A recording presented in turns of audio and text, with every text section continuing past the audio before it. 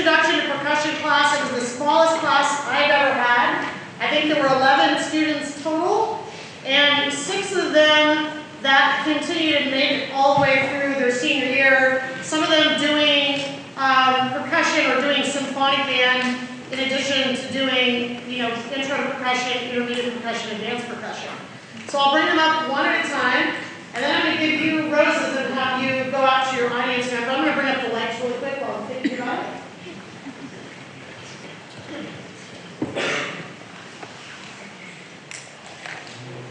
So if I can bring the seniors up, Joey and Ragio.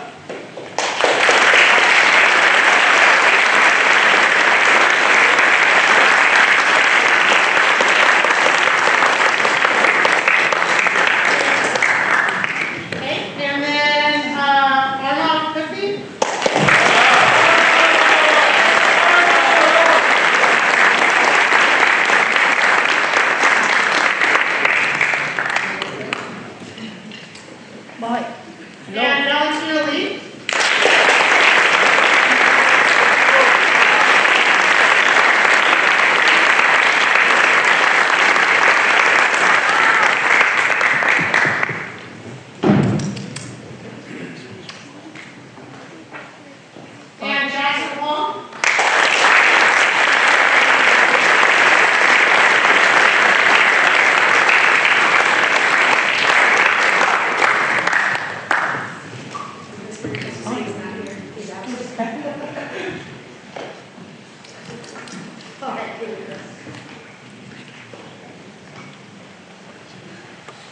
Emiliano Andrade.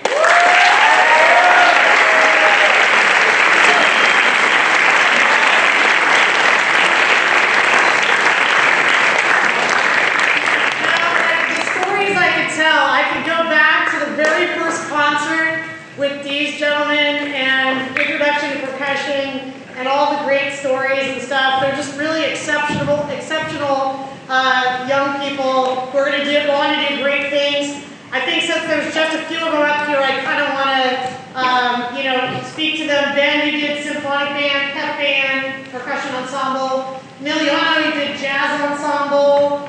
You're doing jazz ensemble. His concert's on Friday also. Symphonic band, pep band, everything, all the percussion classes pretty much, right? And then all of you guys, did you all start in intro to percussion pretty much? And then went through to intermediate? Any of you guys do symphonic band mainly went through the route of percussion and percussion and stuff? So yeah, these guys have really put in and dedicated a lot of time. So again, a round of applause for you.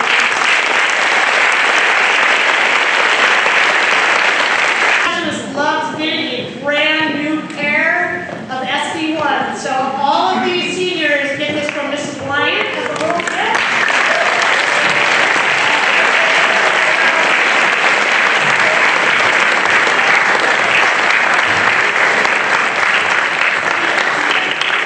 Next presentation is that we'll be continuing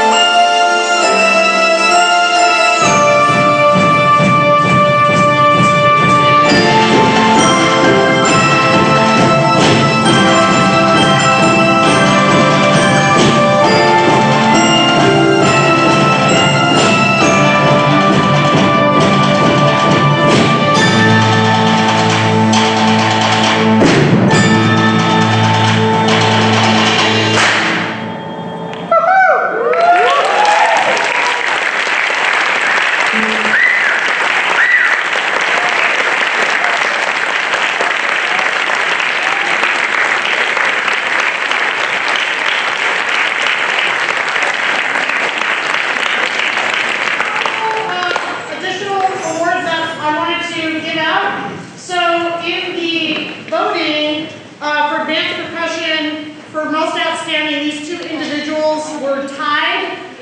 So I would like to present these two most outstanding awards to Damian Varela and Adrian Fan.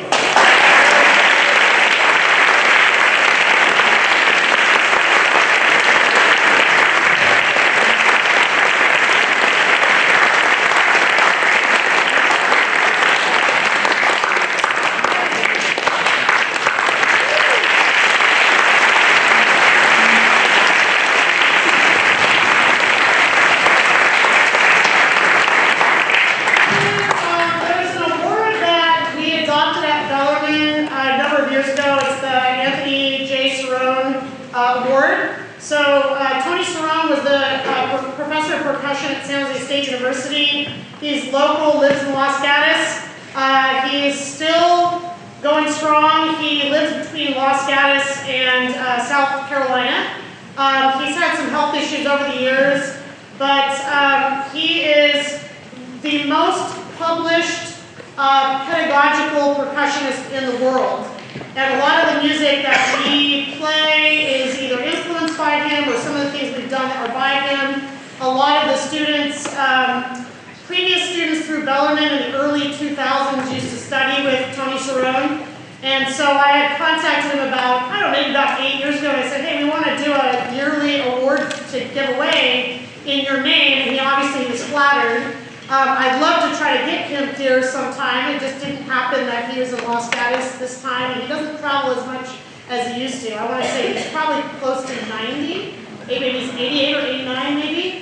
In any case, this is the Anthony Cerrone Award of Excellence, and this goes to a student who I know is not expecting this.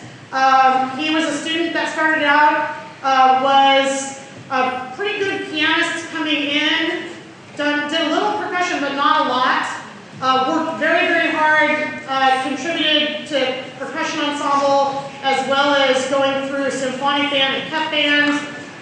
Spent a few years studying privately. Never was there ever a time where I didn't ask something of the student and he make it happen, and always in the humblest of manner, which I would say if you were to meet Tony Cerrone, he's probably about one of the most humble gentlemen that you would ever meet in your life. He's very soft-spoken, really talented. He got his job with San Francisco Symphony when he was very, very young. He was the cymbal player for San Francisco Symphony for his entire career. I think he received that job when he was 21.